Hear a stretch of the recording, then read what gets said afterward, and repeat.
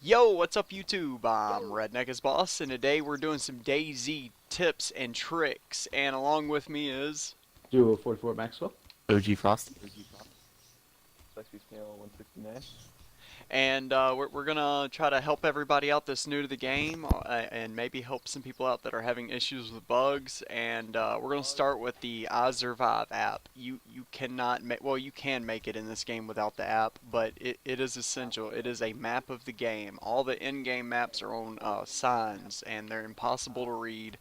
The map lays out all the water and everything.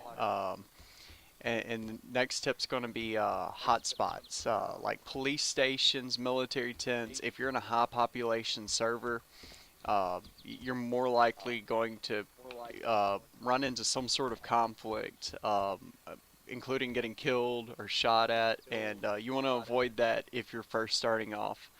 And you also want to keep in mind what population server you're joining into. If you join into a low population server, you're not as likely to run into anybody. Staying off the main road is always a good idea because bandits like these guys prey on people on main roads and apparently look through the ceilings doing so. The next thing's communication. You have to have a headset almost to play this game in any kind of population server. If you run across somebody and you don't have a mic, there's a good chance you're going to get killed. Alright, the next thing is food and water. You've got to be sure you find water. That is the very first thing you want to do. With your food and water at the very tip top of white, which is located down in the bottom right hand corner of the screen, 5,000 units is the max. There's some food there. That's some human steak. There's a canteen of water there. You can max it out at 5,000. If you max your water out, you get a stomach symbol next to your health. So you can keep drinking from a water tap or a pond until you get a stomach symbol to the left of your health, and it will last for a very, very long time. And as it goes down from 5,000, once it hits 1,000, it turns yellow. So if you turn yellow on your water or your food, you're well below half. So you always want to feed your teammates human steak and eat it, or any kind of food you run across. The next thing is the cooking pot, the canteen, and the water bottle. The cooking pot holds the most. It holds four water bottles worth. The canteen holds 2 water bottles worth. And then you've got the water bottle, which is the smallest. But they're all really good, and you're going to need one of those items to survive. Alright, canned drinks you find in the game, such as Pepsi, Sprite, Coca-Cola, I think's the other one. They also give food. Not only do they give water, they also give food. And that brings me to how you open canned items, such as spaghetti or peaches, if any of you have any of those that aren't open currently. And we got like some different stuff to open them with. The more blunt of an item you use to open your can, the more it'll use up. So this one is halfway down, so if you used a sledgehammer to open up the canned peaches, it would take up half the food, which is on that little white bar below the green dot. That tells you how much is left in the can. If you use a can opener, it absolutely uses none when you open it. The knife is a really good happy medium, and I really enjoy using the knife to open it with, but you'll see it uses a little bit, but the can opener uses none, but it does use more of your inventory. I'll open this real quick to show you that this is going to use just a small little fraction of it. I mean, it's not much with the hunting knife, but there is a little bit. If I actually scroll over it, it should tell me what percentage is remaining. 95%. See, it'd be at 100 with the can opener. Say you run across a group of bandits such as these, and you get cut once. You get cut once. Oh shit! You get cut once. You'll start to bleed. If you look down at the bottom right, I'm currently bleeding. This is the only time you need a bandage, is if you're bleeding and you continuously bleed. If you get hit by a zombie, your blood will start going down, but it'll go right back up.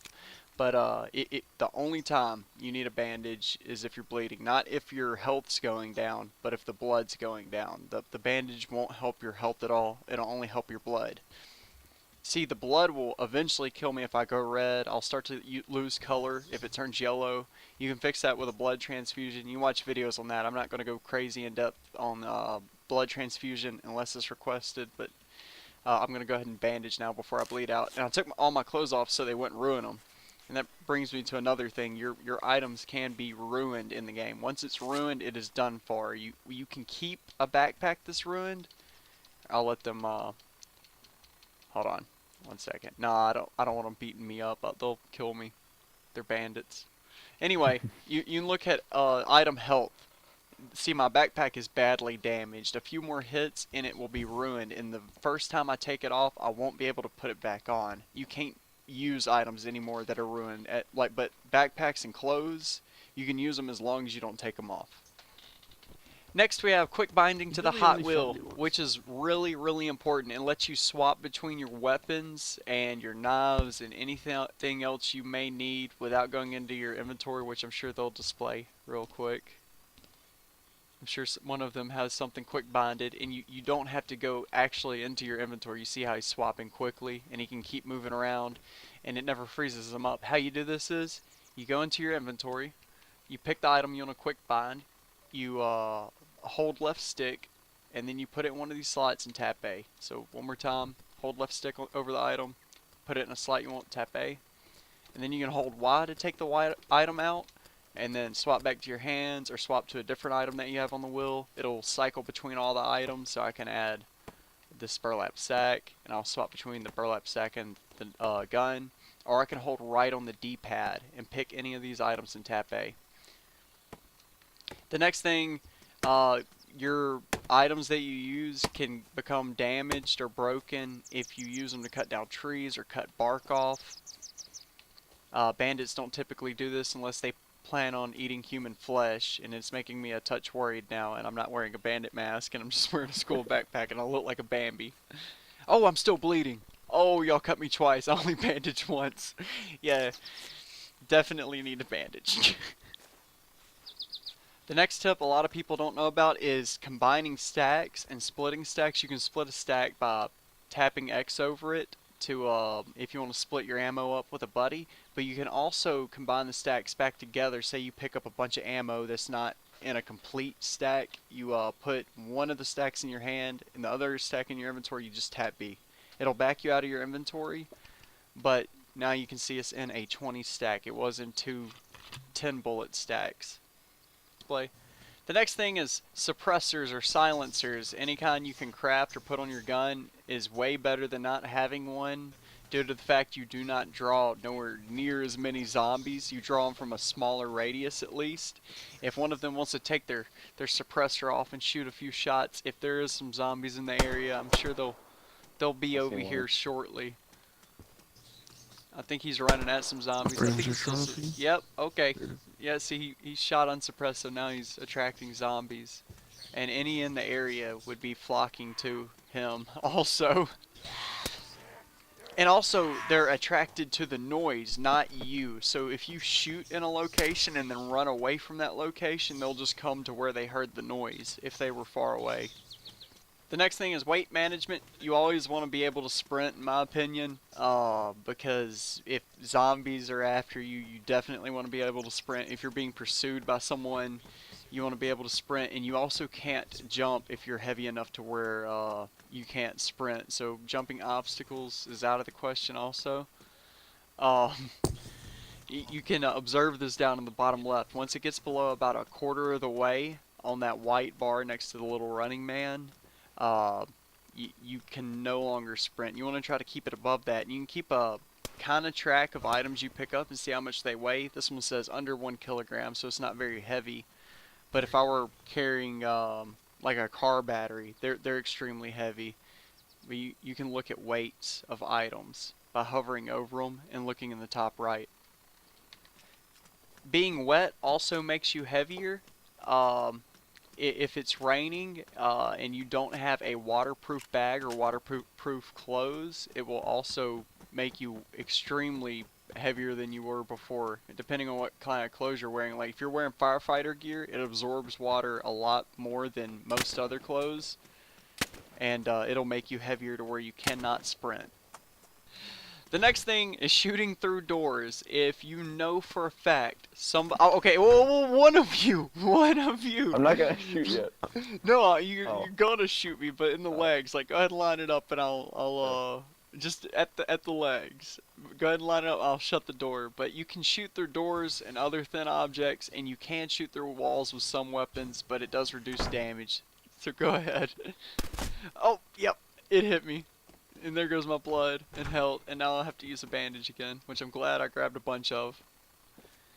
The next thing is making your mic work properly after you leave a party. A lot of people run into an issue when you leave party chat that you cannot use game chat. You can double tap down to toggle it on and off also, but sometimes it still don't work. So the method I use to fix that is go game chat. You don't have to leave the party.